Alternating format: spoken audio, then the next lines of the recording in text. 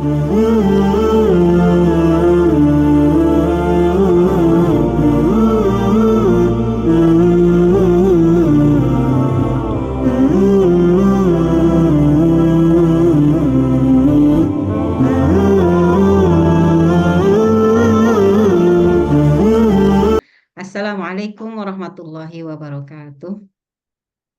Waalaikumsalam Alhamdulillah, warahmatullahi wabarakatuh. Alhamdulillah wassalatu wassalamu ala Rasulillah wa ala alihi wa sahbihi wa man walah. Asyhadu an la ilaha illallah wahdahu la syarikalah wa asyhadu anna Muhammadan abduhu wa rasuluhu alladzi la nabiyya ba'dah. Rabbi israh li sadri wa yassir li amri wahlul 'uqdatam min lisani yafqahu qawli. Allahumma anfa'na bima 'allamtana wa 'allimna ma yanfa'una wa zidna ilman amin ya rabbal alamin. Alhamdulillah, ibu-ibu sekalian, Ummahat, sore hari ini seperti biasa kita akan lanjutkan kembali ya pembahasan kita terkait dengan pemahaman Islam dari akar hingga daun. Dan hari ini, sore hari ini kita akan bahas ya satu pembahasan yang cukup cukup banyak, cukup dalam ya, mungkin juga ini bagian dari yang baru mungkin ya, baru untuk umat sekalian mendapatkannya atau mungkin sebagian juga sudah pernah ya membahas. Hari ini kita akan bahas materi terkait dengan kepribadian Islam. Nah, ini ada lanjutan ya, lanjutan dari materi sebelumnya. Kita akan kasih tema hari ini adalah ya terkait dengan akidah sebagai landasan kepribadian individu dan masyarakat. Nah, ya, belajar dari kedahsyatan iman para sahabat Rasulullah Sallallahu Alaihi Wasallam. Nah, pembahasan hari ini adalah terkait dengan kepribadian. Ya, kepribadian yang kita maksud adalah tentu saja kepribadian Islam yang sempat sebelumnya kita bahas ya, Ummahat di pertemuan yang sebelumnya ya, bahwa dengan pemahaman terhadap syariat Islam, kemarin kita sudah bahas tentang wajibnya kita terikat dengan syariat Islam ya, dikarenakan kita beriman kepada Allah ya, beriman kepada seluruh hal-hal yang wajib kita imani, maka konsekuensinya kita wajib terikat dengan aturan Allah. Nah, dengan keterikatan terhadap aturan Allah inilah nanti seorang muslim ya akan terbentuk ya pada dirinya apa? Kepribadian ya, kepribadian Islam tentunya. Kemarin kita sudah sedikit ya mengulas, tapi akan kita ulang kembali atau kita review kembali ya terkait dengan masalah ini, tapi akan kita kaitkan ya bahwa pemahaman kita tentang akidah Islam itu seharusnya menjadi landasan ya bagi pembentukan kepribadian kita ya, baik itu kepribadian pada individu ya di tengah kaum muslimin atau kepribadian masyarakat ya kaum muslimin itu sendiri ya. Dan kita akan punya standar ya atau punya parameter ya terkait dengan kepribadian ini adalah tentu parameter dari kehidupan para sahabat Rasulullah Shallallahu Alaihi Wasallam. Jadi kalau kita Islam ya, kita Muslim, maka standar kita itu nggak kemana-mana ya. Parameter kita itu nggak kemana-mana. Parameter kita satu, yaitu parameter Islam yang terrealisasi dalam kehidupan para sahabat Rasulullah Shallallahu Alaihi Wasallam, gitu ya.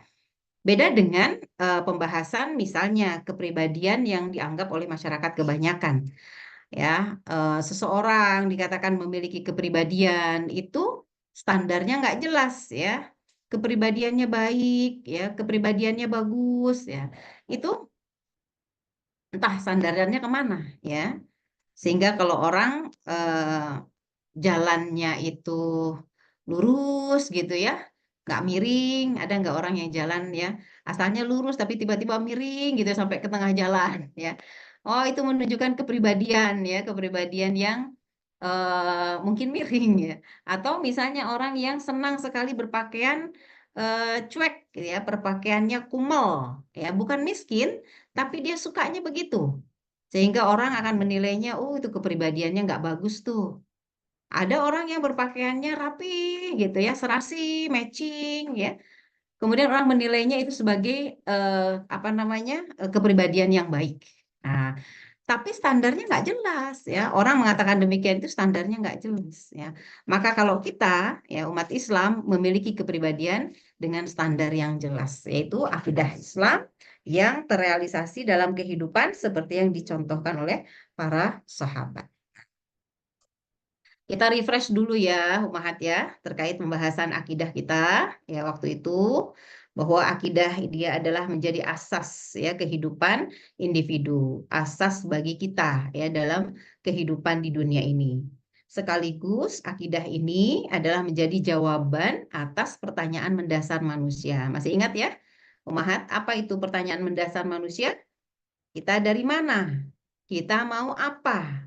Kita mau kemana? Nah, itu 3 pertanyaan mendasar, ya. Masih ingat ya? Karena inilah adalah pertanyaan yang harus dijawab oleh seseorang, ya, seorang manusia ketika dia hidup, ya, dalam kehidupan dunia. Manakala dia tidak bisa, ya, apa namanya, menjawab 3 pertanyaan mendasar ini, maka kehidupannya dia tidak akan jelas atau dikatakan dia tidak punya visi, gitu ya, kehidupan. Ya. Kemudian akidah itu sendiri menjadi kunci bagi problematika kehidupan. Ya, kenapa? Ketika akidah dijadikan asas ya bagi kehidupan seorang ya seorang muslim, maka dia akan menjadi kunci ya. Kalau kunci itu apa sih? Membuka ya, membuka pintu. Artinya ketika ada problematika kehidupan, maka keyakinan terhadap akidah itu akan menjadi pembuka ya, pembuka atau pengurai problematika kehidupan. Begitupun umat Islam ya, keyakinannya dia terhadap Islam ya sebagai akidah itu akan membuat dia mudah di dalam menyelesaikan problem-problem kehidupan ya, mesti yakin kita. Termasuk juga bahwa akidah itu ya dia akan menjadi asas dalam berpikir ketika akidah jadi asas kita bagi kehidupan ya. Asas berpikir itu apa? Ya tadi kita berpikir tentang apapun yang baik ya, yang buruk, yang terpuji, yang tercela, yang benar, yang salah, semuanya asasnya pakai Islam. Ya, kita tidak akan mengatakan sesuatu itu baik kecuali kalau Islam mengatakannya baik. Kita akan mengatakan sesuatu itu buruk kecuali ketika Islam mengatakannya itu buruk ya dan seterusnya. Itulah dikatakan sebagai asas berpikir. Nah, bagaimana ketika akidah menjadi asas dalam bersikap? Ya, ketika akidah menjadi asas dalam bersikap, ya, artinya kecenderungan-kecenderungan kita selalu disandarkan kepada Islam. Apa misalnya? Ingin atau tidak ingin, cinta atau benci, suka atau tidak suka, gitu. Nah, ini semuanya didasarkan kepada Islam juga. Ya, dia ingin berbuat, tidak ingin berbuat. Suka kepada sesuatu atau benci kepada sesuatu, semuanya dia sandarkan kepada Islam. Jadi dia akan benci sesuatu kalau sesuatu itu dibenci oleh Islam. Dia akan menyukai sesuatu kalau sesuatu itu juga disukai oleh Islam. Terus seperti itu, ya. Ketika kita sebagai seorang muslim menjadikan Islam sebagai asas bagi kehidupan kita. Tidak hanya bagi individu, ya Umahat ya, akidah itu sebetulnya harus jadi asas bagi masyarakat juga. Ya, kehidupan masyarakat seharusnya juga didasarkan kepada asas akidah Islam. Ya, sehingga apabila sebuah masyarakat dia mendasarkan ya kehidupannya itu kepada akidah Islam, maka akidah ini akan menjadi kunci bagi kebangkitan. Ya, umat Islam sekarang hari ini dikatakan bangkit apa enggak? Belum, ya, karena ciri-ciri umat Islam yang bangkit adalah ketika mereka mampu menerapkan syariat Islam secara kafah. Faktanya sekarang umat Islam tidak menerapkan Islam secara kafah. Berarti apa? Kondisi umat Islam sekarang ini belum dalam kondisi bangkit. Ya, meskipun sudah dicanangkan ya udah abad kebangkitan umat Islam ya. Setelah 15 abad ya merentang jauh dari masanya Rasulullah ya. Sekarang 1000 berapa sih tahun hijriahnya? 1400 betul ya? Berapa Bu Lina sekarang tuh 1000 kok lupa ya? Sekarang tuh hijriahnya 1445 kayaknya, Bu. Nah, iya, ya. Berarti ini sudah abad ke-15 kan? Sebetulnya. Ya, kalau sudah 1400 berarti sudah abad ke-15. Ya, abad ke-15 Hijriyah. Nah, dikatakan bahwa umat Islam akan mengalami kebangkitan di abad ke-15 Hijriyah. Nah, umat Islam itu mungkin menunggu-nunggu kayak gimana ya yang namanya kebangkitan itu, ya. Kayak gimana yang namanya umat Islam itu kembali berjaya itu yang kayak gimana? Ternyata ciri-cirinya adalah ketika umat Islam seluruh dunia, ya, umat Islam seluruh dunia itu menerapkan Islam secara kafah. Barulah dikatakan dia atau umat Islam ini bangkit. Jadi kalau sekarang umat Islam belum, ya, umat Islam belum menerapkan syariat Islam secara kafah, berarti hampir abad ke-15 Hijriah sudah memasuki abad 15 Hijriah itu kayaknya belum ada, ya, belum kelihatan. Meskipun tanda-tandanya ada, ya, tanda-tanda kebangkitan itu ada. Tapi kalau ngelihat Indonesia kayaknya kita masih agak-agak gimana ya, agak jauh gitu. Ya, masih banyak orang-orang yang nggak paham syariat Islam, ya. Bahkan bukan hanya tidak paham, bahkan menentang gitu, menentang syariat Islam. Jadi dan yang menentang itu ternyata dia bukan non-Muslim, ya, malah Muslim ya yang menentang syariat Islam itu. Jadi di satu sisi kita merasakan masih jauh kayaknya ya di Nusantara ini, tapi di sisi lain kita yakin ya bahwa sepanjang perjuangan yang dilakukan oleh para ulama ya juga umat Islam itu berpijak kepada perjuangannya Rasulullah, maka umat Islam akan sampai kepada kebangkitannya ya insya Allah. Nah, ini refresh ya. Jadi bahwa akidah itu sebagai asas ya bagi kehidupan kita. Nah, bagaimana Rasulullah Shallallahu Alaihi Wasallam mengokohkan akidah umat Islam pada masa itu? Ya, kenapa? Karena kan kita harus mencontoh ya kepada Rasulullah. Jadi Rasulullah itu ya ketika awal dakwah Islam, Rasulullah menanamkan akidah akliyah sejak dini. Akidah akliyah, apa tadi? Akidah yang didasarkan kepada konsep berpikir. Ya, didasarkan kepada konsep berpikir dan itu di awal ketika mereka mengenal Islam, ya. Di mana Rasulullah menancapkan pemahaman pokok yaitu pemahaman ubudiyah dan uluhiyah. Ubudiyah itu penghambaan, ya, penghambaan kepada Allah dan uluhiyah yang menjadikan Allah itu adalah satu-satunya ilah, ya, yang berhak untuk mengatur segala kehidupan alam semesta termasuk kehidupan manusia. Maka Rasulullah menancapkan la ilaha illallah ya dengan menancapkan ayat-ayat Al-Qur'an dalam jiwa kaum muslimin. Jadi la ilaha illallah ini menjadi satu hal yang paling inti ya dalam pergerakan perjuangan para sahabat ya pada masa Rasulullah. Dan Rasulullah juga memberikan gambaran detil bagaimana mengimplementasikan la ilaha illallah. Jadi bukan sekedar bicara, ya bukan sekedar ada di dalam lisan. Kalimat la ilaha illallah, tidak ada Tuhan, tidak ada ilah yang wajib disembah, yang berhak disembah illallah, kecuali Allah. Ya, kecuali Allah, berarti satu-satunya. Bagaimana implementasinya? Rasulullah gambarkan secara detil ya dalam kehidupan bahwa segala sesuatu mereka akan selalu terikat ya dengan apa yang Allah tetapkan. Ketaatannya juga hanya kepada ketaatan hanya kepada Allah dan Rasulnya. Takutnya mereka juga hanya takut kepada Allah saja. Harapnya mereka hanya berharap kepada Allah saja dan itu tergambar ya dalam keseharian dari kehidupan para sahabat pada masa itu di bawah bimbingannya Rasulullah Shallallahu Alaihi Wasallam. Nah, kemudian Rasulullah juga membangun pemahaman syariat Islam yang dilandasi keimanan, bukan dogma, bukan paksaan. Jadi Rasulullah itu menjelaskan tentang betapa syariat Islam yang Allah turunkan ini adalah syariat yang sempurna. Tidak ada cacat, tidak ada kekurangan, dan pasti bisa menyelesaikan problematika manusia. Kapanpun, dimanapun, siapapun. Nah gitu. Ya. Jadi meyakini bahwa syariat Islam itu adalah syariat yang sempurna, yang paling layak. Nah, bukan paling, kalau paling berarti ada yang nggak paling ya. Syariat yang layak, aturan yang layak untuk dipakai dalam kehidupan manusia. Tapi itu berdasarkan keimanan. Ya, bukan dipaksakan atau di apa istilahnya dogma-dogma itu diberikan hal yang sifatnya paksaan ya, dipaksakan atau didiktekan, tidak seperti itu.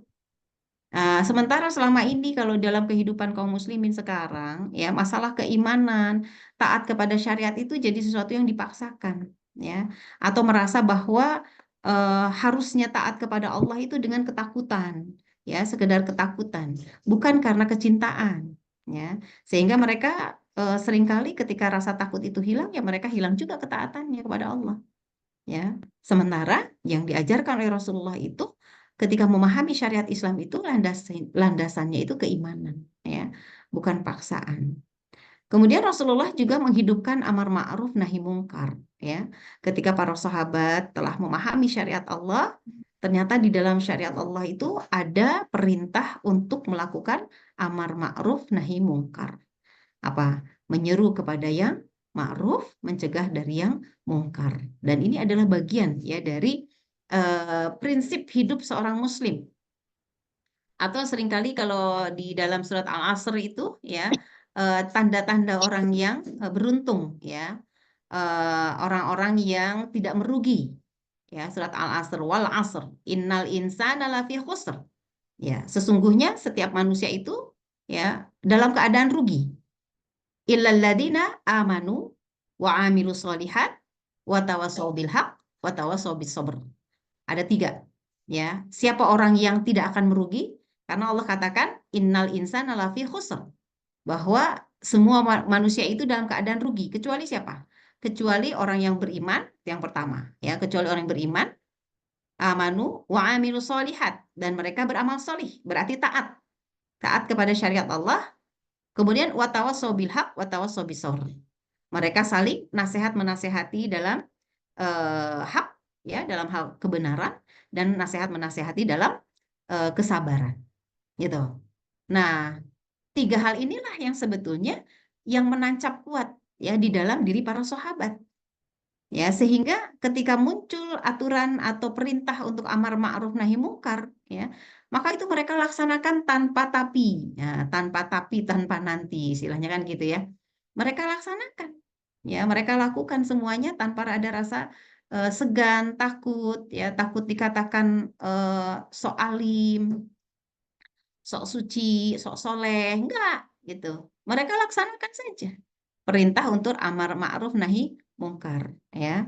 Kenapa? Karena dengan amar ma'ruf nahi mungkar yang terjadi di tengah masyarakat itu akan menciptakan lingkungan yang kondusif ya. Kalau tidak ada amar ma'ruf nahi mungkar, ya, tidak ada nasihat menasehati, maka yang muncul adalah suasana yang tidak tentram ya, jauh dari ketentraman dalam lingkungan itu. Kenapa? Masing-masing nanti saling suudzon ya, saling berprasangka, saling menjudge ya. Kenapa? Karena tidak ada amar ma'ruf. Ketika seseorang melakukan kesalahan ya, kemudian dibiarkan sama yang lain dengan alasan, ah orang itu memang kayak gitu, udah biarin aja, kita jauhi aja. Nah itu tuh suasana amar ma'ruf nahi mungkar yang nggak ada. Nah kalau itu tidak muncul dalam lingkungan ya masyarakat ya, maka biasanya bukan hanya nafsi-nafsi ya, tapi nggak tentram. Kenapa? Karena masing-masing akan saling berprasangka, ya. Tidak ada rasa saling mencintai gitu di antara kaum muslimin, ya, karena tidak ada amar ma'ruf nahi mungkar. Ya, hakikatnya amar ma'ruf nahi mungkar itu adalah wujud dari saling mencintai, ya, ukhuwah di antara umat Islam. Dan apalagi yang Rasul lakukan? Rasulullah membangun kesadaran tentang pentingnya perjuangan, ya, menegakkan institusi penjaga akidah umat. Siapa yang menjadi penjaga akidah umat? Negara. Maka Rasulullah sejak awal perjuangannya senantiasa memunculkan kesadaran bahwa Islam ini tidak bisa tidak, dia butuh kepada institusi, butuh kepada negara. Makanya Rasulullah ketika hijrah ke Madinah itu langsung menegakkan negara Islam.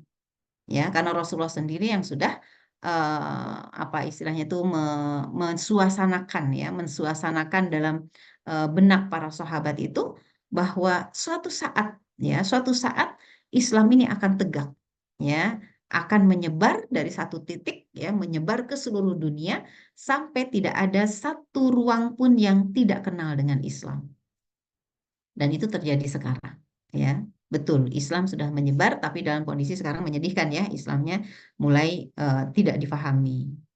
Nah, sekarang akan kita lihat, ya, bagaimana gambaran kepribadian Islam, ya, yang seharusnya dibentuk sebagai wujud dari keimanan seorang Muslim kepada Islam, ya, kepada akidah Islam. Karena kita sudah bahas tentang masalah keimanan, ya, maka keimanan inilah yang nanti akan menuntun kita untuk mewujudkan kepribadian Islam dalam diri kita. Ya. Nah, kita akan lihat dulu, Ibu-ibu sekalian, terjadi kesalahpahaman di tengah masyarakat soal kepribadian. Ya, nanti Ibu-ibu bisa menambahkan. Ya, orang, ya, menilai kepribadian itu seringkali dinilai dari takdir fisiknya. Ya, ketika orang itu memiliki muka oval, gitu ya, bibir apa katanya bentuknya begini, bentuknya begitu. Kemudian didefinisikan saja kepribadiannya begitu. Sering nggak dengar? Kalau bibirnya kayak garis gitu, kayak garis. Oh, itu kepribadiannya apa? Culas misalnya, ya. Orangnya culas gitu. Kalau bibirnya agak melengkung gitu ke atas, ya, berarti dia itu ramah biasanya, ya. Orang yang mudah membantu atau orang yang mudah menolong gitu. Kalau bentuk hidungnya agak bengkok, digambarkan gitu, digambarkan fisik itu sebagai gambaran kepribadian. Ya, misalnya kalau rambutnya ikal, maka biasanya kepribadiannya begini gitu. Atau kalau dia jalannya begitu, maka kepribadiannya begini gitu. Sering dengar nggak Ibu-ibu? Ya, gambaran-gambaran kepribadian yang seringkali hanya pada dinilai dari sisi takdir fisik. Ya. Atau kadang-kadang menilai kepribadian itu dari stereotipnya sifat ras. Misalnya apa? Oh, suku bangsa, ya, suku bangsa ras itu misalnya orang Padang itu biasanya pelit. Nah, gitu ya. Orang Padang itu pelit misalnya. Nggak semua orang Padang pelit, ya, ada juga orang Padang yang baik. Atau orang Sunda itu penakut misalnya. Kenapa kalau dibilangin penakut? Karena jarang sekali ada orang Sunda yang apa itu istilahnya, Bu? eh Apa istilahnya tuh kalau ini tuh pergi, ya, nomaden, jarang nomaden gitu, jarang pindah-pindah tempat, jarang merantau. Nah, itu loh. Orang Sunda itu jarang merantau sehingga eh, makan nggak makan, pokoknya diem di tempat sendiri gitu. Beda dengan orang Jawa misalnya, orang apa itu orang-orang seberang, ya, itu biasanya senang untuk apa merantau. Berarti orang yang demikian itu biasanya orang yang pemberani, orang yang begini dan begitu, ya. Itu dilihat dari rasnya atau dari gelar, ya, kalau gelar pendidikan, ya, atau misalnya dari apa seseorang yang apa mendapatkan penghargaan atau dari tanggal lahir, kadang-kadang dari golongan darah, ya, orang-orang suka diramal-ramal kan, ada bintangnya, ada Scorpio, ada Pisces, apalah gitu, disebut itu sebagai gambaran kepribadian, ya, atau kontes-kontes kepribadian suka ada kan, ya, kontes kepribadian itu membahas tentang apa? Tentang eh, gestur, ya, gestur, cara duduknya, cara berdiri, cara berjalan, dan itu dianggap sebagai bagian dari kepribadian seseorang, ya. Kalau jalannya begini, maka dia kepribadiannya begitu. Atau misalnya seseorang sampai-sampai harus bayar mahal untuk tampil sempurna supaya dapat nilai kepribadian yang baik di tengah masyarakat. Nah, ini salah paham, ya, tentang nilai kepribadian. Makanya banyak sekolah-sekolah kepribadian, ya. Kadang-kadang sekolah kepribadiannya itu juga terkait dengan belajar cara makan, ya, cara duduk di undangan, ya, cara bicara dan sebagainya, ya. Jadi ada sekolahnya malah. Nah, ini kalau pembahasannya dalam Islam, ini semuanya tidak masuk, ya, tidak masuk ke dalam kriteria menilai kepribadian seseorang. Kenapa? Karena Islam punya konsep sendiri. Islam punya konsep yang khas ya. Apa itu kepribadian? Ya. Nah, Rasulullah Shallallahu Alaihi Wasallam ya, dalam hadisnya beliau mengatakan, Innallaha la yanzuru ila suwarikum wa amwalikum, walakin yanzuru ila qulubikum wa a'malikum. Sungguh Allah itu tidak melihat rupa dan harta kalian, melainkan melihat hati dan amal kalian. Nah, ini yang dikatakan sebagai sandaran ya dari penilaian apa istilahnya penilaian kepribadian sebetulnya ya. Sebentar ya Bu ya, saya izin deh sebentar ya. Ini ada yang harus saya pasang ini.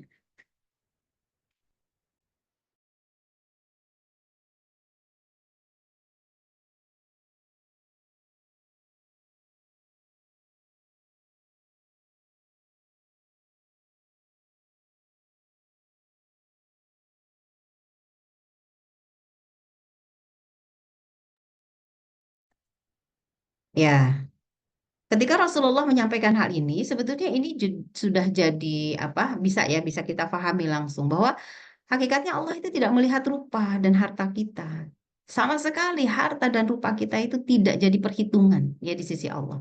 Tapi yang jadi perhitungan di sisi Allah itu adalah hati kita. Ya, hati itu keimanan maksudnya. Ya, karena keimanan itu tempatnya ada di dalam hati dan amal. Ya, amal kita, artinya ketaatan kita kepada Allah. Dua hal itulah yang dinilai di sisi Allah dan mendapatkan ya tempat ya apa yang menjamin bagaimana akhir seorang manusia di akhirat nanti. Ya, sehingga repot-repot gitu ya orang-orang kadang memulas ya memoles wajahnya, penampilannya ya dengan berpikir bahwa orang akan menilai kepribadian dia baik atau bahkan dia menyangka Allah akan menilai dia kepribadian yang baik ya. Tapi hakikatnya tidak seperti itu. Tapi bukan berarti sebaliknya juga. Ya, ketika kalau gitu Allah nggak melihat rupa ya, ya udah kita berantakan aja nggak juga. Ya, karena ada juga ya hal-hal yang sebagai bagian dari ketaatan justru kita berpenampilan baik. Jadi kita akan bedakan nanti yang mana yang akan kita dahulukan berpenampilan baik kemudian kita dinilai berkepribadian atau kita tuh sebetulnya berkepribadian Islam barulah kita akan nampak ya berpenampilan yang baik, beramal yang baik. Nah, yang benar itu yang kedua tadi. Kepribadian dulu yang harus terbentuk dalam diri kita, barulah akan muncul sikap-sikap yang baik, penampilan-penampilan yang baik. Penampilan yang baik ini bukan bukan casing ya, bukan casing, tapi amal, ke arah amal gitu.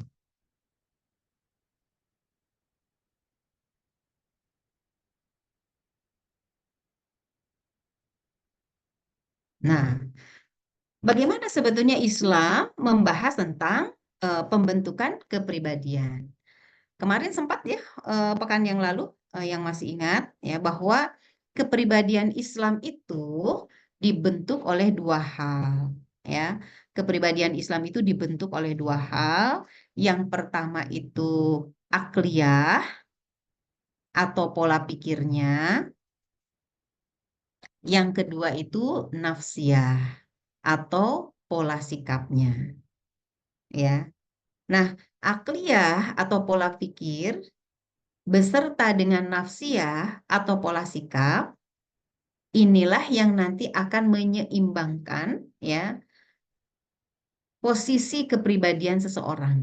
Ya, tentu hal ini adalah kalau kita nilai kepribadian Islam ya, maka yang akan menjadi hal ya yang membentuknya itu adalah pola pikir Islam dan pola sikap Islam.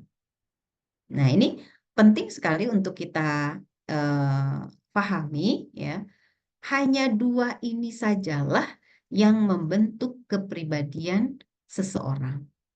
Pertama pola pikirnya dan yang kedua pola sikapnya. Apa itu pola pikir? Kita akan lihat ya. Akliyah atau pola pikir adalah cara yang digunakan untuk memikirkan sesuatu. Gitu. Itu yang disebut dengan pola pikir ya atau akliyah. Cara yang digunakan untuk memikirkan sesuatu. Ya, atau dengan kata lain apa? Cara mengeluarkan hukum tentang sesuatu berdasarkan kaidah tertentu yang diyakini. Gitu.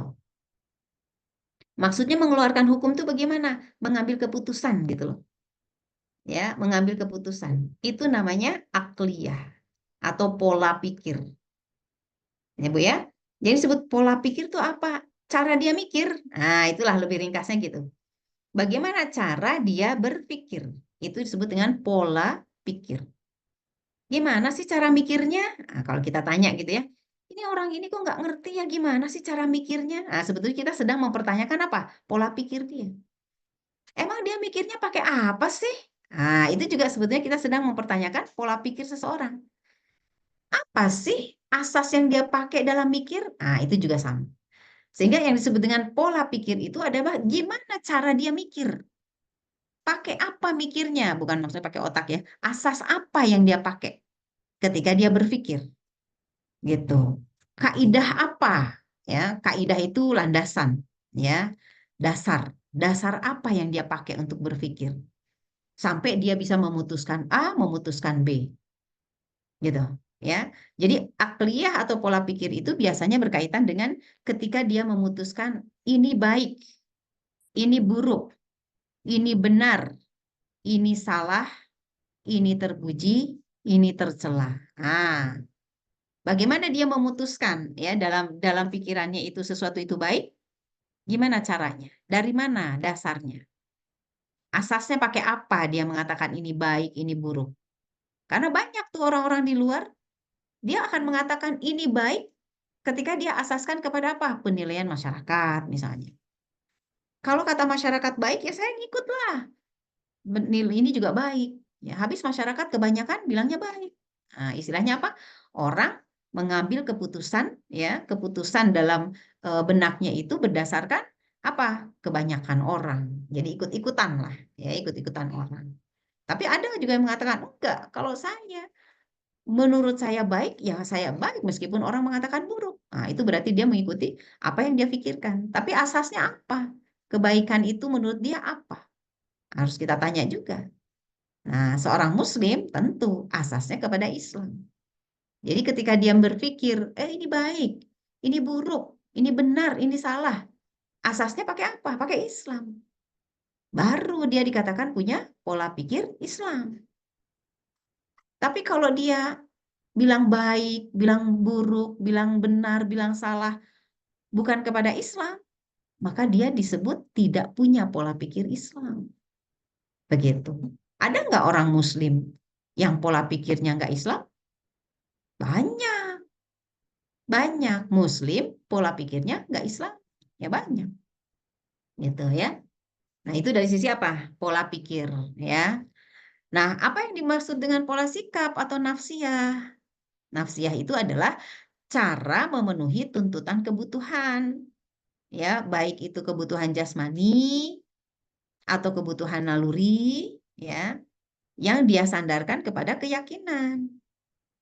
Contohnya apa misalnya? Ketika dia lapar, ya. Lapar itu kebutuhan jasmani bukan? Kebutuhan jasmani kan? Nah, ketika dia muncul rasa lapar, lapar itu dari dalam apa dari luar, Bu?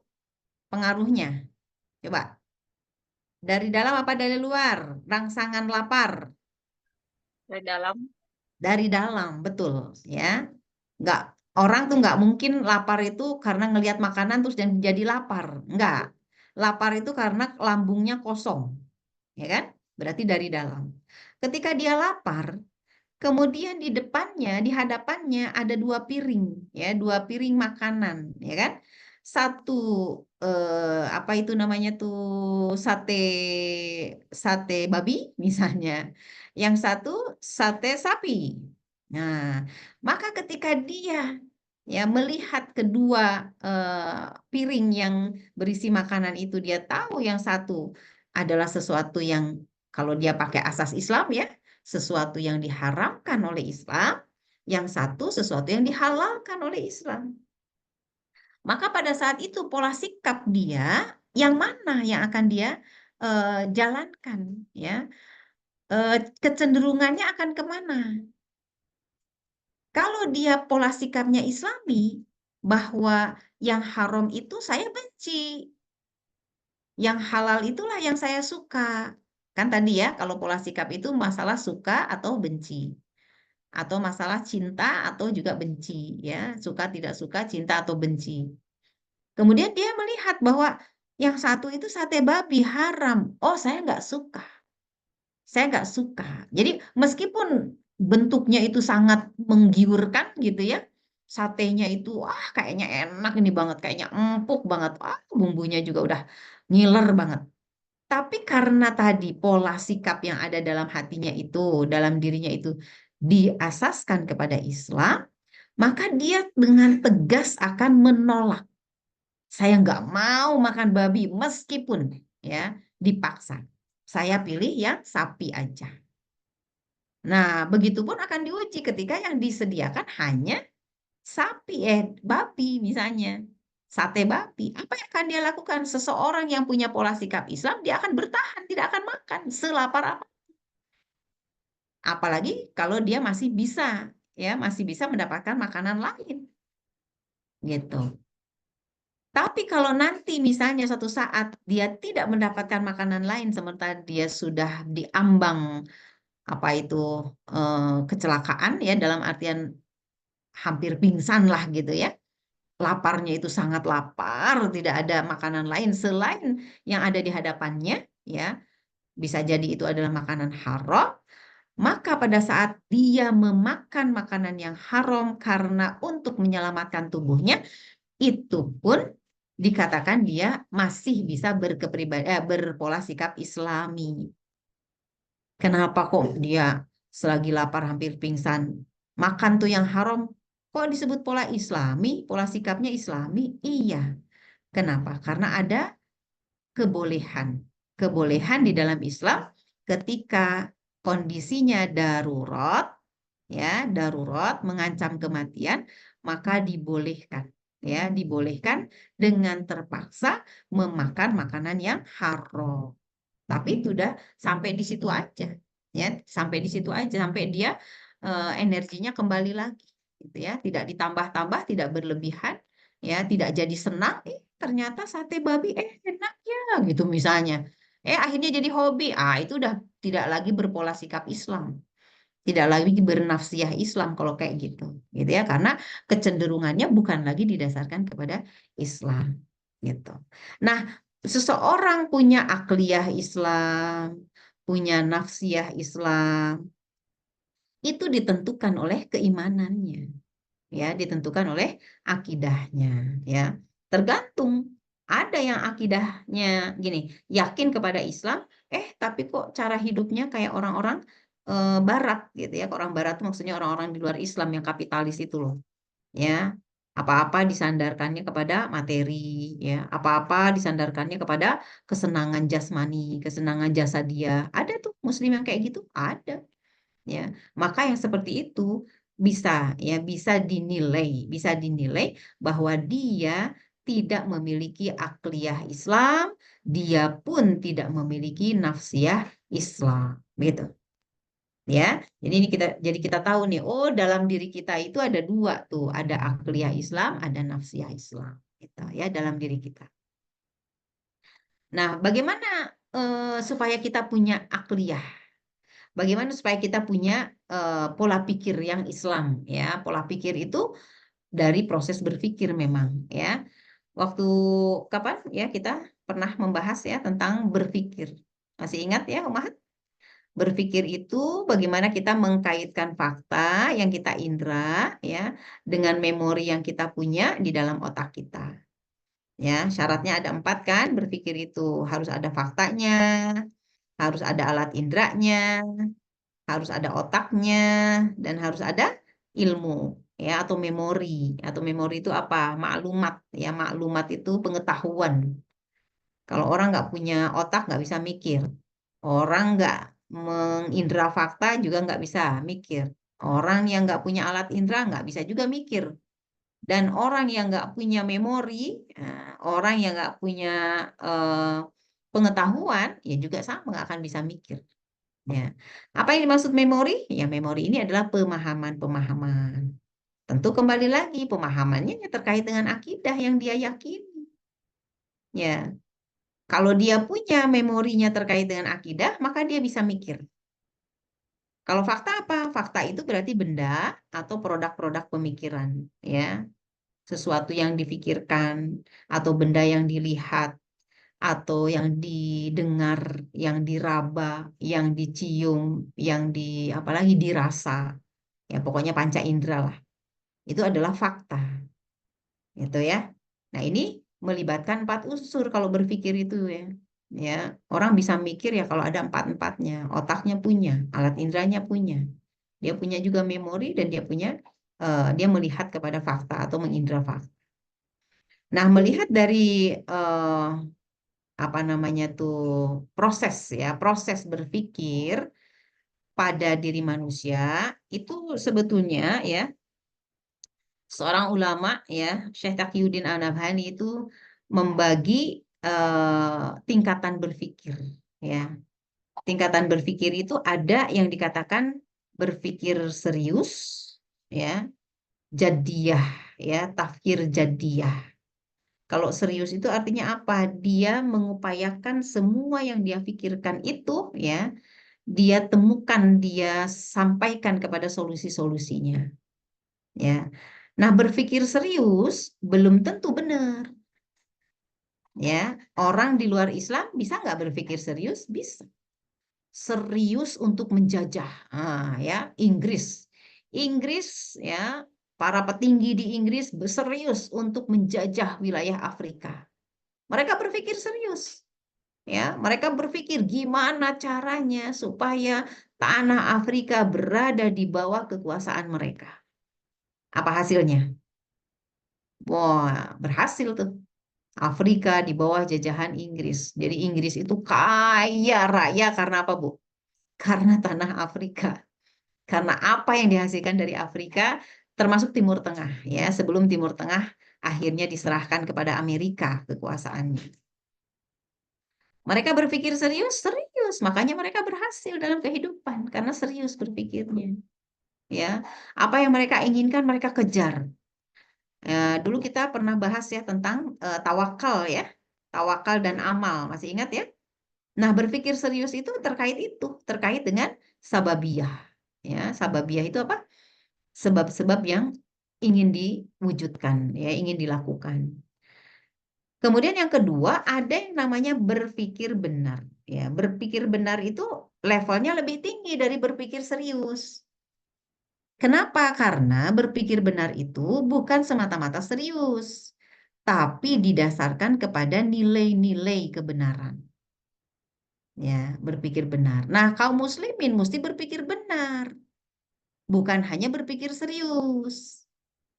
Jadi umat Islam itu harus mikirnya harus benar.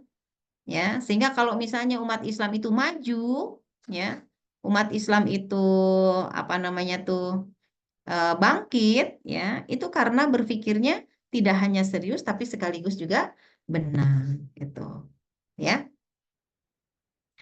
Itu berpikir benar, ya, berpikir benar berarti disandarkan kepada eh, sebuah standar kebenaran, ya. Kalau standar kebenaran kita adalah Islam, maka seorang Muslim harus berpikirnya sesuai dengan standar Islam, ya. Dan yang ketiga ada yang dikatakan sebagai berpikir politik. Nah, ini lebih tinggi lagi. Lebih tinggi lagi dari sekedar berpikir benar. Kenapa? Karena berpikir politik itu akan jadi problem solving. Kenapa? Yang namanya politik itu adalah upaya untuk mengurusi suatu urusan. Ya, kalau orang berpikir benar aja, orang soleh itu berpikirnya benar. Apa misalnya ketika adzan berkumandang, maka dia langsung mengambil air wudhu, ya dia dengar ya, adzannya dengar, kemudian dia katakan, oh Allah sudah memanggil ya untuk beribadah, kalau begitu saya harus wudhu bersegera untuk sholat. Nah itu apa? Berpikirnya benar? Sudah benar, ya. Sekaligus dia udah serius karena dia melakukan apa langkah-langkah untuk menyambut panggilan Allah. Tapi kalau orang yang berpikir politik, ketika mendengar azan, itu bukan cuma ambil wudhu, kemudian sholat. Bukan. Lebih lagi dari itu. Apa yang dilakukan oleh orang yang berpikir politik ketika mendengar azan? Dia akan mengajak orang lain untuk sholat. Ketika lihat anaknya belum sholat, anaknya belum segera wudhu, maka ibu yang berpikir politik itu menyegerakan diri untuk dia juga berwudhu sekaligus mengajak anaknya untuk sholat. Jadi tingkatan orang berpikir politik itu lebih tinggi ketimbang orang berpikir benar. Itu ya. Kenapa? Karena akan jadi problem solving. Maksudnya apa problem solving? Iyalah, ketika ada orang di dalam rumah kita yang lalai dalam sholat, tidak sholat atau lalai dalam sholatnya, ya, atau tidak benar gitu ya dalam memenuhi panggilan sholat, itu ancaman buat rumah itu berat, ya. Rumah itu nanti akan Allah berikan ujian-ujian, cobaan-cobaan. Gimana dong problem ini jadi problem gitu ya kalau ada orang yang nggak sholat di satu rumah itu Allah akan buat ya rumah itu tidak tentram, tidak memberikan keharmonisan. Gimana dong problem ini supaya diselesaikan? Maka orang yang berpikir politik adalah meminta atau mengajak orang-orang yang ada di rumahnya itu semuanya menjadi orang-orang yang mendirikan sholat gitu. Kita para ibu nggak berhenti-berhenti tuh. Allahumma ja'alni muqimas sholati wa min dzurriyyati. Doanya kayak gitu terus gitu. Untuk baru untuk sholat ya. Baru untuk sholat aja kita harus berpikir politik. Artinya apa? Selalu berpikir tentang problem solving, ya, berpikir tentang bagaimana sih memecahkan permasalahan, bagaimana menemukan solusi, ya, bagi problem-problem yang dihadapi. Nah, itu namanya berpikir politik. Ya. Nah, yang mana yang harus dilakukan oleh kaum muslimin? Yaitu tiga-tiganya, tiga-tiganya. Ya, dan yang paling tinggi adalah berpikir politik ya setelah dia berpikir serius, berpikir benar, dan selanjutnya dia berpikir politik begitu. Nah, ini tingkatan berpikirnya. Kita masuk yang mana nih? Sudah masuk yang mana? Jangan sampai yang di luar ini ya. Ada di luar ini berpikir rendah namanya atau berpikir lemah. Sudhi ya, berpikir sudhi. Apa dia boleh dibilang nggak kurang gitu ya berpikirnya itu, tapi dia hanya melihat apa yang dia rasa, melihat apa yang dia eh, yang ada nampak di hadapannya selesai. Setelah itu dia nggak berpikir lagi.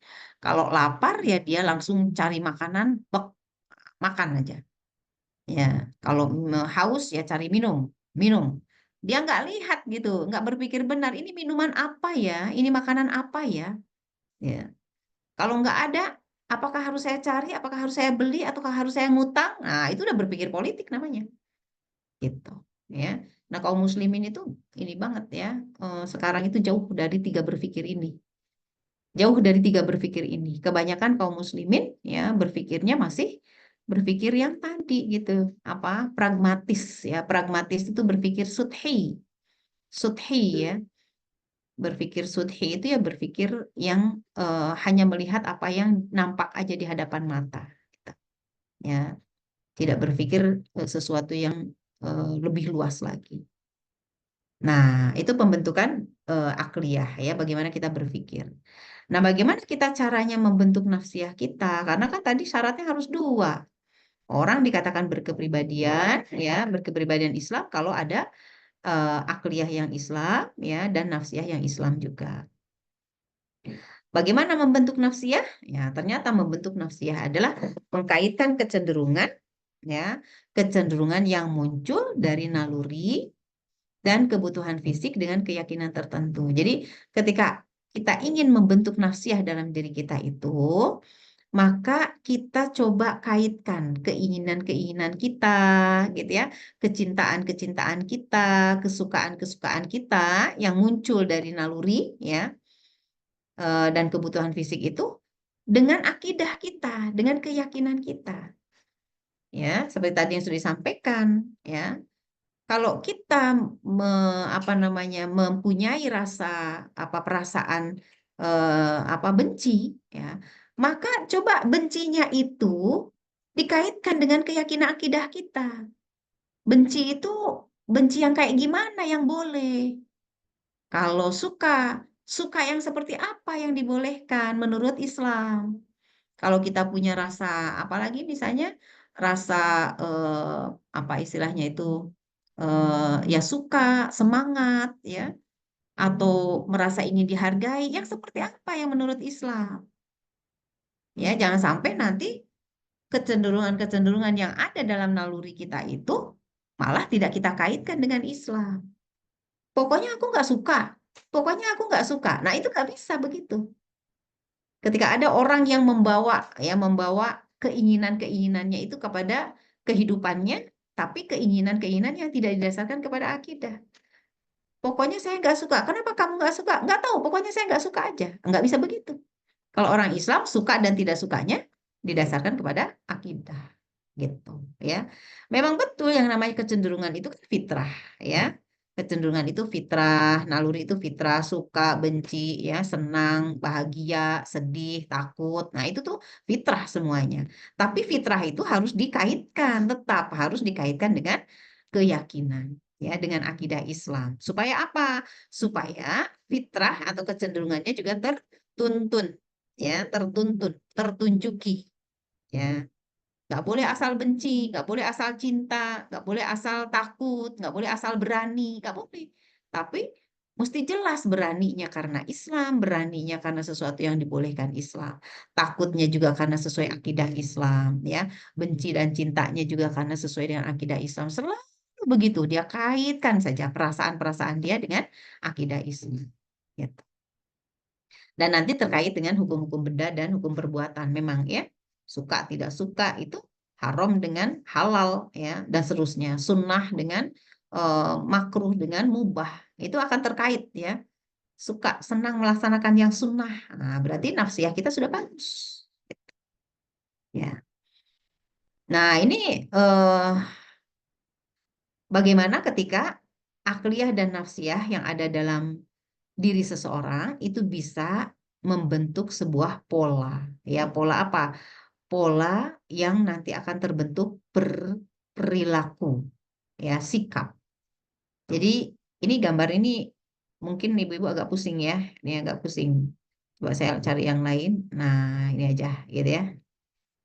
Sebentar ya, saya tunjukkan yang ini gambarnya memang agak berat ini, ya.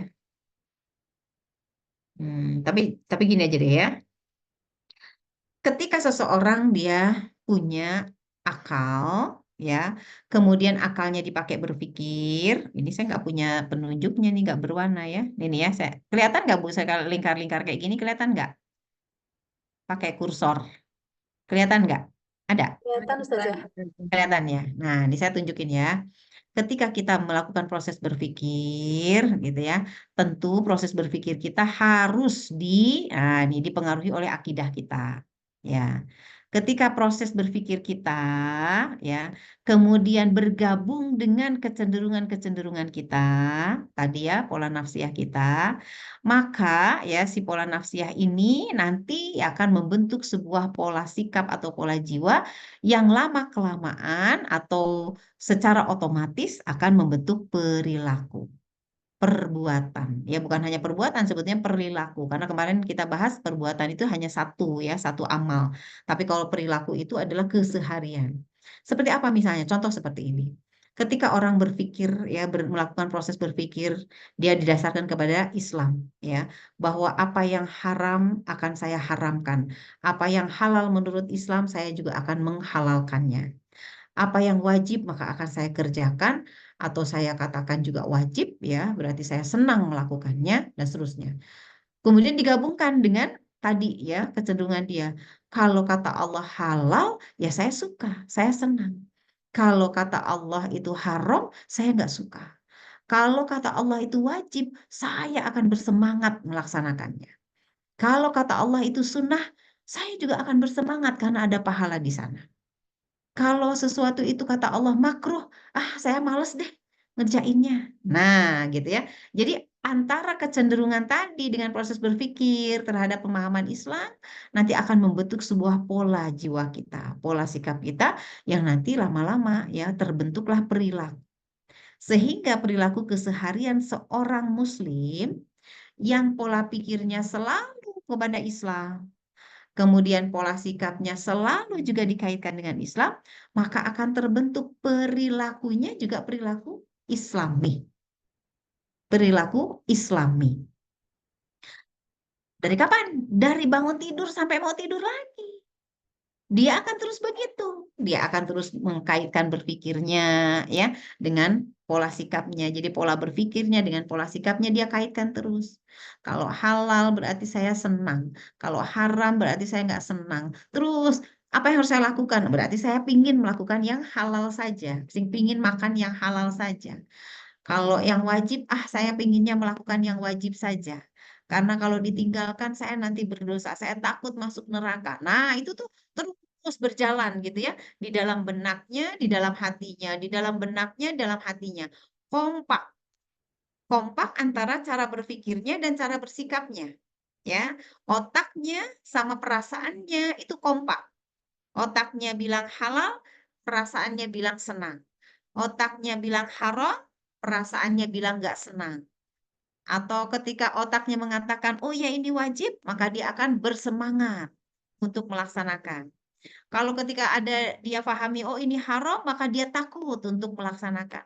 Nah, terus berkaitan antara pemikiran, perasaan, maka lama-lama dia akan membentuk perilaku seorang yang solih.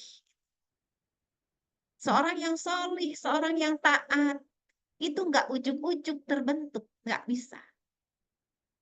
Ujuk-ujuk solih, ujuk-ujuk taat itu nggak bisa. Semuanya proses, ya proses yang sangat panjang, ya. Bagaimana kita mendidik anak-anak kita juga, kita nggak bisa kan minta mereka soleh sekarang, soleh besok, nggak bisa. Ya, kita akan menuntun mereka supaya mereka mau berpikir yang benar. Kita tuntun supaya mereka mau bersikap dengan benar. Lama-lama nanti mereka punya perilaku yang benar, perilaku yang soleh. Gitu. Kalau ada orang berperilaku benar, berperilaku soleh, tapi sebetulnya pemikirannya nggak benar. Atau pola sikap dalam hatinya nggak benar. Maka insya Allah perilaku solehnya itu nggak akan bertahan lama. Nggak akan bertahan lama. Saya khawatir ketika anak-anak kita masuk pesantren, tapi pesantrennya tidak paham tentang proses pembentukan berpikir Islami, ya, membentuk perasaan atau pola sikap Islami, tapi hanya dengan dogma-dogma. Kalian harus begini, kalian harus begitu. Kemudian kalau nggak melakukan ini dihukum, pokoknya dihukum, hukumannya berat lagi, ya. Kalau melakukan itu salah maka akan kena iqab misalnya. Terus saja dengan dogma, gitu ya, doktrin. Ya, maka anak-anak itu soleh atau berperilaku baik ketika di mana? Di pesantren, ketika ada ustadznya, ya kan? Tapi begitu dia pulang ke rumah, liburan, keluar itu semua aslinya. Kemudian kita bertanya-tanya, kok bisa anak saya begini padahal dia berprestasi di pesantren, dia baik, dia soleh kata ustadz-ustadznya. Tapi kok di rumah begini? Maka boleh jadi perilakunya itu bukan dibentuk oleh proses berpikir dan proses berpola sikap, proses bersikapnya yang didasarkan kepada Islam. Mungkin ada sesuatu yang hilang gitu ya dalam proses berpikir tadi, proses bersikap, atau memang pendidikannya yang ada yang lepas mungkin gitu. Jadi memang penting sekali ini ya pembentukan proses berpikir Islami ya dan bersikap Islami sampai akhirnya terbentuk perilaku-perilaku yang Islami, gitu ya. Nah, kayak gini nih, kita lihat aja coba nih. Ada orang ya kalau dia akliyahnya Islam, nafsiyahnya Islam ini ya. Nih akliyahnya Islam, nih udah bagus nih mikirnya Islami. Kemudian pola sikapnya Islami, berarti dia punya kepribadian Islam. Kepribadian itu istilahnya sakhsiyah. Sakhsiyah itu kepribadian, ya bahasa Arabnya sakhsiyah. Orang kalau mikirnya Islami, pola sikapnya Islami, dia bakal bersakhsiyah Islam. Tapi ada tuh orang yang mikirnya itu nggak Islami, tapi kapitalis gitu mikirnya itu. Segala-gala pakai untung aja di pikirannya ya. Keuntungan aja materi. Tapi pola sikapnya dia ada rasa takut gitu. ya kepada Allah. Itu nanti tingkah lakunya ya, perilakunya nggak jelas. Nggak jelas. Ya kadang-kadang dia melanggar, kadang-kadang dia taat, nggak jelas. Gitu ya. Dan begitu pun kalau misalnya dia nafsiyahnya malah yang kapitalis ya. Akliyahnya Islam bisa nggak? Banyak nih. Nih, Ibu tahu nggak nih? Akliyahnya Islam, tapi kok nafsiyahnya kapitalis. Contohnya adalah orang-orang yang belajar Islam tapi sekadar teori. Nih, orang yang belajar Islam sekadar teori, dia banyak pengetahuan tuh. Tahu yang halal, tahu yang haram, ya. Ini boleh, ini nggak boleh menurut Islam tahu. Bahkan dia mendapatkan gelar profesor, ya. Bisa tuh dengan gelar profesor pada keilmuannya. Tahu tuh riba haram gitu. Tapi nafsiyahnya kapitalis gitu ya. Dia nggak merasa takut tuh melanggar yang haram. Dia nggak merasa benci kepada yang haram. Maka yang terbentuk nanti perilakunya nggak jelas juga, nggak khas. Orang akan bertanya, ini orang Muslim apa bukan ya? Profesornya profesor ilmu-ilmu Islam, ya Muslim pula dia. Tapi kok dia makan riba sih? Ya, kok dia makan riba sih? Kok dia korupsi? Kok dia apa ya istilahnya mungkin curang gitu dalam berdagang?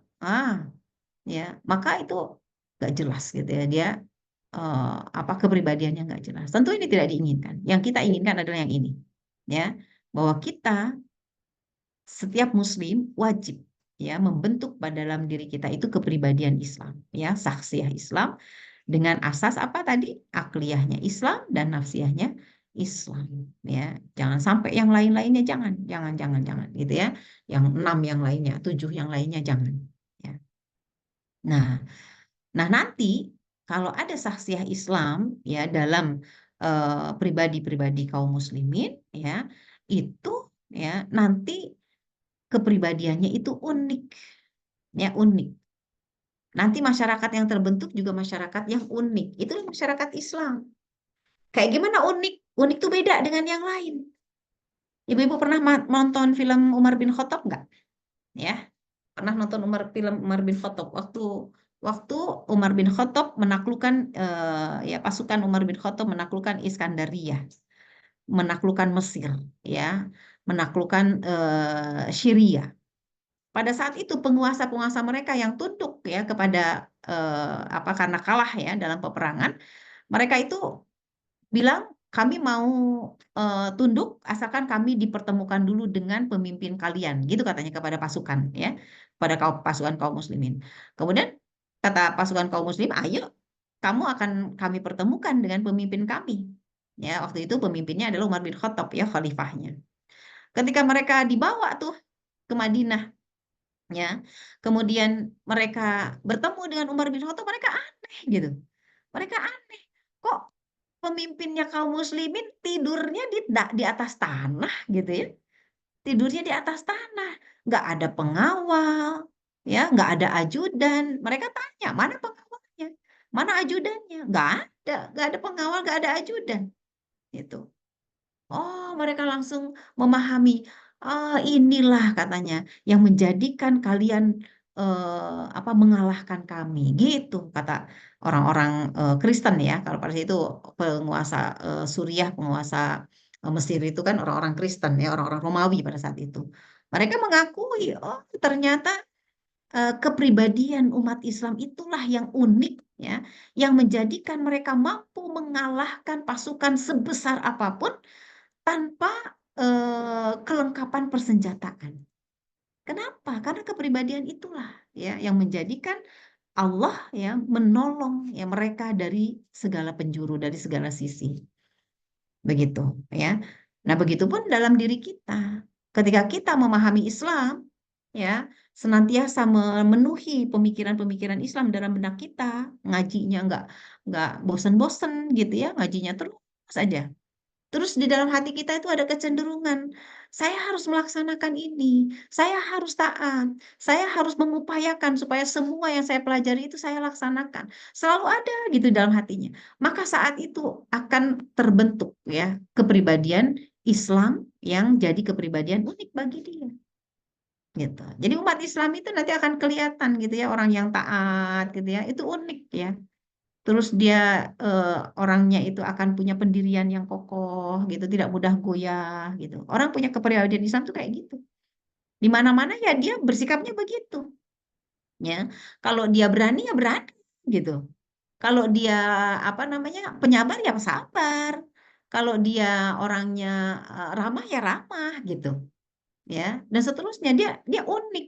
Nggak kadang-kadang ramah, kadang-kadang marah, kadang-kadang wah kadang jadi nggak jelas gitu. Kalau orang Muslim itu ya begitulah unik ya ini ya kepribadiannya. Dia bisa jadi pemimpin sekaligus juga bisa dipimpin. Ya, dia bisa apa namanya menjadi orang yang sangat takut kepada Allah, tapi di satu sisi dia menjadi sangat berani di medan perang. Nah, itu orang-orang yang memiliki kepribadian yang unik itu bisa menempatkan ya di mana dia harus bersikap ya pada kondisi seperti apa sikap itu harus dia tunjukkan ya.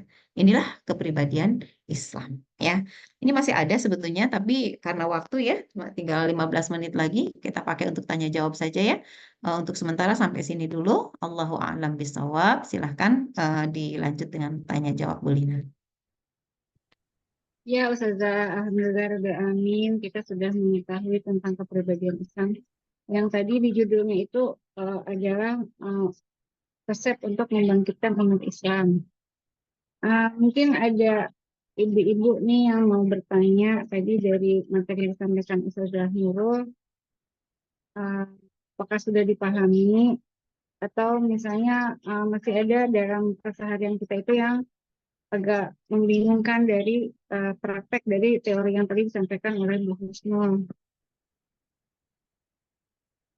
Mungkin ini ya Ustazah, kan kalau kayak sekarang itu kondisi umat Islam di Indonesia itu kan agak memprihatinkan seperti kata Ustazah tadi, mungkin karena masa kemunduran yang belum bangkit itu ya Ustazah.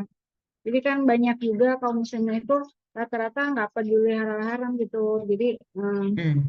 ya pokoknya mah yang penting kayak dalam hal mencari rezeki, terus dalam hal apa tuh Ustazah, ya bermuamalah gitu. Jadi kan Hmm. bahkan sampai dipertanyakan, kok orang Islam itu kok kayak begitu sih gitu, kok juara korupsi, juara judi gitu, juara pornografi gitu ya Ustazah ya. Ini kan Iya. kayaknya memang masalah kepribadiannya bermasalah banget ya Ustazah. Terus Hmm. eh, pemikirannya juga aneh-aneh gitu Ustazah, kayak misalnya Hmm. ada yang bilang katanya LGBT itu anugerah dari Tuhan gitu. Terus ada yang Hmm. bilang apa tuh namanya, nggak apa-apa kalau masa muda itu berbuat dosa mumpung masih muda gitu. Nanti kalau mau soleh mah tua aja Hmm. Hmm. gitu. Pemikirannya aneh-aneh gitu saudara. Kayak ada juga yang kayak itu, udah nih Al-Quran udah gak cocok lagi sekarang gitu. Misalnya ini ayatnya udah gak cocok, ayat apa ayat non muslim kafir gitu udah gak cocok gitu. Ya kayak gitu Ustazah. Nah itu berarti permasalahannya di mana Ustazah? Di Ya. akliyah nafsiyahnya gitu ya Ustazah ya. Hmm. Ya, kondisi sekarang memang betul ya. Umat Islam dalam posisi yang sudah jauh ya dari Rasulullah ya, juga mereka mendapatkan serangan-serangan ya dari pemikiran-pemikiran di luar Islam ya. Ditambah lagi memang umat Islam sekarang ini juga nggak ada yang menjaga ya dari sisi keimanan. Kita tuh jaga iman sendiri-sendiri loh ya. Kita itu jaga akidah kita itu sendiri-sendiri. Ada yang kuat, ada yang nggak kuat gitu ya, ada yang babak belur ya, berdarah-darah ya untuk mempertahankan keimanan aja seperti itu. Gitu. Kita rasakan demikian. Nah, nah, kenapa sampai sekarang terjadi? Ya kembali lagi memang masa kita yang jauh dari Rasulullah ya, setelah ditambah lagi masa-masa kemunduran umat Islam ya setelah naiknya kekuasaan orang-orang di luar Islam ya di kancah kehidupan dunia ya para penjajah yang menjajah negeri-negeri Muslim sampai kemudian umat Islam tidak punya kesempatan ya untuk menguatkan dan mengokohkan akidah mereka, malah sebaliknya mereka mulai meninggalkan syariat Islam. Nah, kalau sudah seperti itu, maka yang terjadi kemudian adalah apa? Oh, apa istilahnya tuh? Sebentar ya.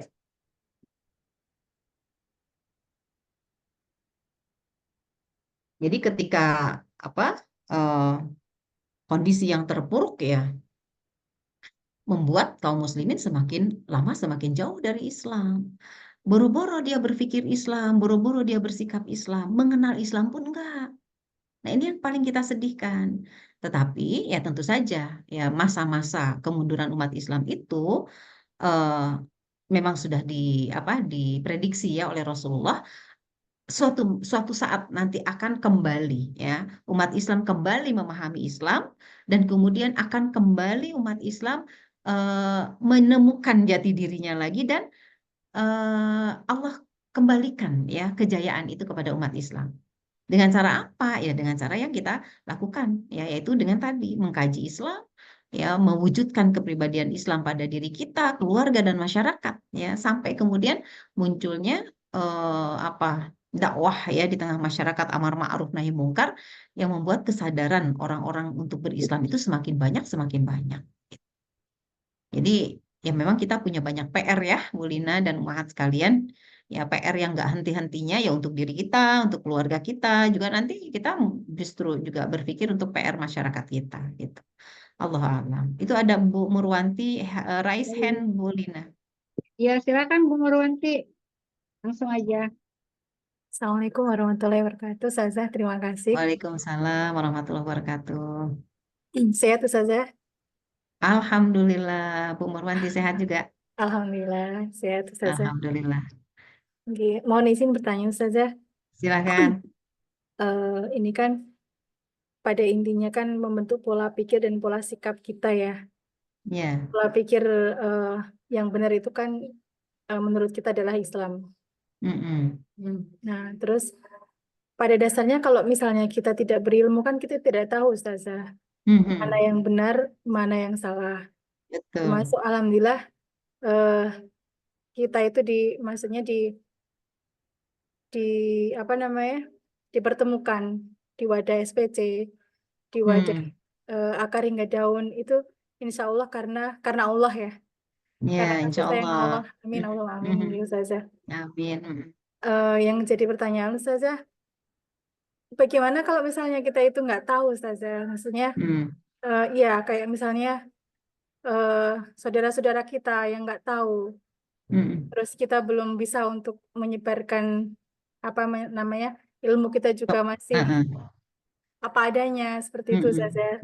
Itu seperti apa Ustazah? Bagaimana pola pikir dan pola sikap Islam itu akan terbentuk jika ilmunya aja belum menyentuh kayak gitu Ustazah. Iya. Iya. Terima kasih Ustazah. Betul. Assalamualaikum Iya. warahmatullahi wabarakatuh. Waalaikumsalam warahmatullahi wabarakatuh. Betul, betul sekali bahwa seseorang dia akan bisa membentuk ya kepribadian Islam dalam dirinya, pola pikir yang Islami, pola sikap yang Islami itu kalau dia menuntut ilmu ya. Dia harus punya pengetahuan. Dia harus punya pemahaman, ya tentu pemahaman Islam. Nah, sementara ya pemahaman Islam itu kan mesti dicari. Ya, mesti dikejar. Dia tidak datang sendiri ya dia tidak seperti langsung turun gitu dari langit kayak ilmu laduni misalnya orang-orang ya tetap harus dicari dan dipelajari. Nah, bagaimana dengan orang-orang yang tidak tahu? Ternyata kita tuh harus mencari mempelajari. Ada di luar sana mungkin sebagian gitu ya orang-orang santai saja ketika nggak kajian ya merasa nggak bersalah, merasa nggak berdosa ketika nggak ikut kajian, atau merasa nggak apa-apa ketika mereka nggak paham Islam gitu. Ini bagaimana dengan orang seperti ini? Tentu mereka tidak akan pernah bisa membentuk kepribadian Islam dalam dirinya. Nah, hanya saja Allah memerintahkan kita untuk berdakwah, mengingatkan. Nah, yang namanya berdakwah itu tidak selalu harus kita menjelaskan dari A sampai Z kepada orang tersebut dari lisan kita, enggak. Tapi yang namanya berdakwah itu bagaimana kita memberi jalan kepada orang-orang yang kita lihat mereka itu kayaknya belum paham, belum tahu, sehingga perlu diberitahu, tapi bukan kita yang memberitahu. Maka kita ajak orang ini untuk mau mendengarkan penjelasan. Nah, penjelasan dari siapa? Dari orang-orang yang menjelaskan Islam. Nah, inilah di sini status wajibnya amar ma'ruf nahi mungkar ya, status wajibnya balighu anni walau ayah.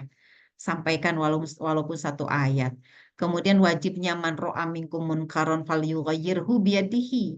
Fa illam yastati' bilisani, fa illam yastati' fa biqalbihi. Barang siapa melihat kemungkaran, ya, ketidakidealan, maka harus dia rubah. Ya, pertama dengan tangannya, misalnya seorang ayah melihat anaknya nggak mau ngaji, maka ayah itu punya kekuasaan dalam rumah, maka dia buatlah peraturan wajib ngaji. Ngaji itu maksudnya bukan baca Quran aja ya, mengkaji maksudnya, mengkaji Islam. Maka seorang ayah punya kekuasaan, seorang ibu pun dalam rumahnya punya kekuasaan. Atau jelas-jelas ya kalau misalnya kepala sekolah dia juga punya kekuasaan, guru pun sama punya kekuasaan saat ada di dalam kelas atau misalnya orang-orang yang di tengah masyarakat yang punya pengaruh ya, itu bisa mereka itu melakukan semuanya ya dalam rangka tadi membuat orang-orang mau menuntut ilmu. Karena hukum mengajaknya saja sudah wajib gitu ya. Ud'u ila sabili rabbika bil hikmah wal mau'izatil hasanah wajadilhum billati hiya ahsan. Serulah kepada Allah, ud'u ila sabili rabbik, kepada jalan Allah ya, bil hikmah. Bil hikmah itu dengan penjelasan yang baik, ya, wal mau'izatil hasanah dengan pelajaran yang menyentuh, ya, menyentuh akal dan menyentuh perasaan, wa jadilhum billati hiya ahsan, dan berdiskusi, bermujadalah. Nah, itu cara-cara yang dicontohkan oleh Allah, oleh Rasulullah. Jadi kita pun misalnya, saya kan baru ya belajarnya, balighu anni walau ayat. Sampaikan walaupun satu ayat, sebisa-bisanya. Kalau cuma satu dua kalimat dengan kalimat yuk ngaji yuk, sampai sebegitu aja bisanya kita, maka lakukanlah. Yuk ngaji yuk. Loh, kenapa harus ngaji? Karena kita nanti di akhirat ditanyai setelah wafat. Gitu. Tujuan kita hidup apa? Nambah lagi kan ilmu pengetahuannya karena kemarin sudah tuh ya tentang visi hidup. Itu jelaskan juga ya ke saudara-saudara, ke teman-teman. Tapi cukup dengan kata-kata yuk ngaji yuk. Itu aja udah cukup. Ya, ketika kita melihat ada di antara gitu ya teman-teman kita belum paham. Gimana dong caranya? Diajak. Nah, ketika mereka diajak tidak mau, ya mereka akan menjadi orang-orang yang rugi tadi. Ya, orang-orang yang rugi tadi. Tapi kan kita tidak ngajaknya sekali. Ya, kita tidak akan bosan gitu ya, akan bosan mengajak mereka. Kita ajak lagi, ajak lagi. Kalau saya senang sekali gitu ya dengan SPC ini. Kenapa? Karena wadah seperti ini ya. Taruhlah kalau yang misalnya mengajak yang pertama itu kan Bu Mimi misalnya ya, sama ibu-ibu tuh. Bu Mimi tidak menjelaskan gitu ya, tidak menjadi pembicara. Tapi beliau mengajak ibu-ibu untuk mendengarkan ya penjelasan dari orang-orang yang mungkin diundang untuk menjelaskan Islam. Beliau hanya memberi wadah. Nah, itulah yang harus dilakukan oleh kita. Gitu. Kita buat juga komunitas-komunitas seperti SPC ini di tempat yang lain. Apakah di RT kita, di PKK gitu ya, di sekolah anak kita, atau di arisan-arisan kita. Bikinlah seperti SPC ini kajiannya. Kalau bukan kita yang menjelaskan, tinggal kita undang orang-orang yang bisa menjelaskan. Gitu. Ya, jadi tidak terpaku pada kita yang misalnya kita memang masih belajar. Saya juga sama masih belajar gitu. Tapi saya berusaha menyampaikan apa yang sudah dipahami ya semampunya. Ya, tidak semua juga kadang-kadang pertanyaan bisa saya jawab, saya akan tanyakan lagi kepada guru saya. Barangkali juga jawaban saya keliru, saya cek ulang gitu. Ya seperti itulah kita belajar terus gitu. Ya. Ustazah, Jadi ya. mohon maaf. Apa namanya, sesuai yang Ustazah tadi, Ustazah sampaikan tadi, kebetulan kan saya sama suami kan ngadain juga Ustazah baru 2 pekan ini, maksudnya baru 2 bulan ini, 2 bulan ini mengundang Ustadz, Oh iya ya, alhamdulillah. mengundang Ustadz. Terus yang kita ajak kan awalnya anak yatim kayak gitu Ustazah, anak yatim kayak gitu nggih. Alhamdulillah mungkin dari 50 sekarang udah 80 peserta. Masya Allah, Masya Jadi Allah. ini Alhamdulillah. cuman untuk mengajak tetangga sekitar itu, Mm-mm. kita masih bingung saja. Kalau Mm. misalnya kita mau ngajak, ayo ngaji gitu, takutnya ngaji Mm-mm. opo kayak gitu kan. Nah, ya. Ya, iya Ustazah. Jadi eh, kita itu ngajaknya ada selamatan kayak gitu Ustazah. Mm-mm. Ada Mm-mm. selamatan kayak gitu. Mm-mm. Nah, terus itu aja juga masih ada yang mereka takut. Mereka takut-takut Ustazah. Mereka Oh, takut-takut, masih berpikir apakah itu kayak gitu nah Ustazah. Yang isi, apalagi kan kita ngundang Ustadz. Jadi yang datang Bapak Ibu juga, anak-anak juga kayak gitu Ustazah. oh, ya. Nah, yang saya mohon sarannya Ustazah, bagaimana Mm-mm. saya cara ngajak tetangga sekitar itu Ustazah. Siap, soalnya Oke. udah sepuh-sepuh juga, cara ngajak saya kayak apa kayak gitu. Oh iya, heeh. Salah satu caranya ya, mungkin dengan apa sih namanya acara-acara yang biasanya dilakukan sama kita ya, syukuran misalnya sehat dari sakit, itu saja dulu ya. Kan kita bersyukur tuh dengan macam-macam ya, syukuran anak lulus sekolah gitu kan, atau syukuran pulang dari haji, apa aja pokoknya dipakai syukuran, syukuran, syukuran. Orang tuh kalau syukuran hadir gitu. Nah, disitulah nanti diberikan gitu. Kita undang, ya kalau untuk targetnya ibu-ibu, ya berarti kita undangnya ustazah gitu ya, yang ibu-ibu lagi lah, supaya mereka nggak sungkan mendengarkannya, nggak sungkan bertanyanya. Pisahkan pengajian perempuan dengan pengajian yang laki-lakinya, ya, yang akhwat dengan ikhwatnya dipisahkan, pisah hari maksudnya, ya. Mulainya dari situ, nggak apa-apa awalnya 10 orang saja yang hadir dengan syukuran itu. Terus nanti dilanjutkan lagi, nanti apa kita adakan saja pokoknya, ya acara-acara yang membuat mereka mau datang, gitu. Atau misalnya ya dengan berbagai macam uslub lah ya. Nanti kalau sudah mereka mulai tertarik ya, baru kita akan rutinkan ya. Kita namakan kajian Islam gitu. Seperti itu. Ya memang setiap kita diusahakan menjadi orang yang punya pengaruh di tengah masyarakat. Meskipun pengaruh kita hanya kepada 5 orang, meskipun hanya kepada 2 orang, tapi kita harus berpengaruh. Ya, lebih baik dia berpengaruh kepada 2 orang dan dia mengajak 2 orang itu kepada kebenaran, dibandingkan dia sebetulnya punya pengaruh kepada 100 orang tapi dia nggak ngajak kepada 100 orang itu kepada kebenaran. Lebih baik yang tadi, istilahnya kita itu ya harus menjadikan diri kita orang-orang yang berpengaruh. Yang namanya cara itu banyak sekali ya, uslub untuk melakukan aktivitas dakwah itu banyak sekali cara-caranya, tips-tipsnya gitu ya. Pakai acara apapun jadi pokoknya ngumpulin orang, kemudian mendengarkan nasihat, kemudian ya kita mungkin kasih ini ya, kasih apa namanya itu, sajian ya, suguhan makanan gitu yang membuat mereka merasa senang. Itu kan cara aja ya. Atau misalnya kumpulan ibu-ibu apa, ibu-ibu orang tua murid gitu. Awalnya apa? Awalnya arisan ya. Meskipun arisan juga saya sebetulnya nggak suka ya arisan itu. Misalnya apa? Jangan arisan deh ya contohnya. Apa misalnya acara apalah kalau orang tua murid itu biasanya apa ya, PUMG ya, Persatuan Orang Tua Murid itu ngapain sih? Biasanya kumpul-kumpul itu ya. Nah, itu ada kan di sana juga atau sekedar jalan-jalan misalnya. Rihlah. Ya, rihlah yuk. Nah, di rihlahnya itu ada kajiannya, ada ceramahnya. Gitu deh, ya. Banyaklah contoh-contohnya, ya. Saya dulu memulai pengajian di rumah ini, ya, di lingkungan maksudnya. Awalnya karena baru menikah langsung, ya, 3 hari menikah langsung dibawa ke rumah ini.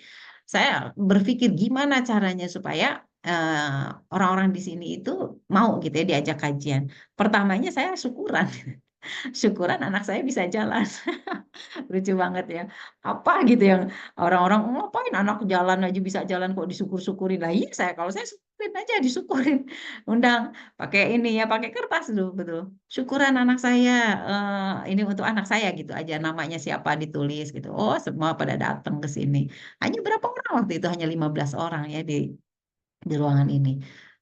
Saya yang apa? Saya yang yang punya acara, saya yang ceramah, Saya juga yang ngajakin mereka, mau nggak Bu, kalau ngobrol-ngobrol kayak gini kita lanjut? Mau, Umi katanya gitu. Akhirnya dilanjutlah pada saat itu ya di masjid. Yang hadir berapa? 5 orang. 5 orang. Yang hadir 15 orang itu nggak hadir lagi di masjid itu. 5 saja saya pakai. 5. Terus saja berlima. Saya telatenin aja itu yang berlima. Alhamdulillah akhirnya ya dari yang berlima itu nambah gitu ya sampai sekarang pengajian ya gitulah ya yang penting kita usaha ya komunitas-komunitas seperti ini diperbanyak tidak harus banyak orangnya isinya berlima saja ya Insya Allah akan nanti apa namanya ada keberkahan lah ya dari waktu-waktu kita. Ya, itu mungkin Bu Lina, Allahu a'lam nih, kayaknya waktunya sudah habis juga ya. Ya, mohon maaf ya kalau ada hal yang kurang berkenan, Ibu tetap di apa namanya ditunggu ya, apa tanya jawabnya kalau ada yang masih belum tertanyakan. Kalau nggak salah nanti kan besok ya, hari Sabtu ya, Bu Mimi ya. Iya, informasinya saja. Mohon bantuan informasinya mengenai hari Sabtu nanti Iya. apa yang akan kita lakukan. Nah ya, nanti hari Sabtu ya selain saya akan diminta ya untuk jadi narsum di komplek Bintaro, Villa Bintaro Indah ya, di Masjid Al Fitroh ya ada kajian perdana yang digagas ya oleh SPC kan, oleh Bu Mimi. Nah siangnya jam 1 ya Bu Mimi ya, jam 1 siang. Nah, insya Allah jam 1 atau setengah 2 lah. Mungkin setelah makan siang kita lanjut diskusi. Tapi khusus buat siapa Bu Mimi? Buat SPC aja ya? Iya saja. Jadi kita disarankan datang di pagi hari tetap dengan acara inti. Kemudian nanti dari masjid menuju ke rumah saya nanti makan siang baru. Nah, dari situ saja sholat, makan siang, nanti kita bincang hangat bersama Ustazah, gitu saja. Oh iya. Nah, nanti saat itu saya memberi kesempatan kepada umat sekalian untuk mengumpulkan ya berbagai pertanyaan, problem yang ingin dibahas ya. Kalau bisa sih disiapkan dari sekarang ya. Jadi nggak dadakan supaya udah dapet gitu loh ininya pertanyaannya. Syukur-syukur kalau udah dikirim. Ya, syukur-syukur udah dikirim, kemudian kita bahasnya nanti pas di pertemuan. Jadi saya bisa mempersiapkan jawabannya lebih lengkap gitu ya. Pertanyaannya boleh dititip ke Bu Mimi, boleh ke Bu Yoyo, boleh ke Bu Lina gitu ya pertanyaannya. Nanti dikirim ke saya, terus saya siapkan jawabannya dan kita bahas nanti di pertemuan hari Sabtu besok ya. Dan yang boleh nanyanya dadakan juga boleh ya. Rencananya mau jadi nih apa? Hybrid. Sementara kita pastikan teman-teman hadir dulu saja. Yang Oh, iya. hybrid nanti untuk belakangan kita pikirkan lagi. Oh iya. Ya, itu mungkin umat sekalian, mohon maaf sekali lagi ya. Mudah-mudahan kesempatan kita bertemu nanti di hari Sabtu, Allah berikan rezeki ya. Mudah-mudahan juga semuanya dalam kondisi sehat walafiat ya. Allahu a'lam bishawab. Billahi bisabil haq. Assalamualaikum warahmatullahi wabarakatuh.